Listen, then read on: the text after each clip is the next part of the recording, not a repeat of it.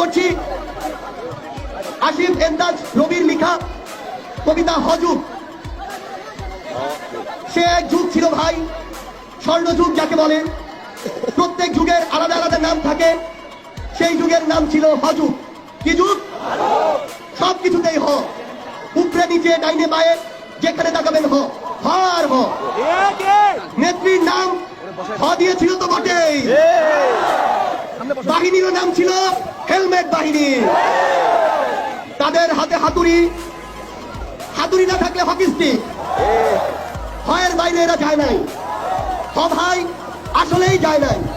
হারুনের ভাতের হোটেল, এই হোটেল যারা খেত তারা তো খেতই। হোটেলে যাওয়ার সুযোগ না পাওয়া পাবলিকরা যা খেত তার সবচেয়ে পরিশীলিত নাম হতে পারে হ ভাড়া খাওয়া। কি হতে পারে? হ যুগে পত্র পত্রিকা, টিভি ফিভি বলে কিছুই ছিল না। যা ছিল তার নামও ছিল হ দিয়ে, হলুদ সাংবাদিকতা। এর বাইরে হিংসা, হানাহানি, হুমকি, হুঙ্কার, হত্যা, এসব ছোটখাটো ভয়ের কাপড় তো ছিলই।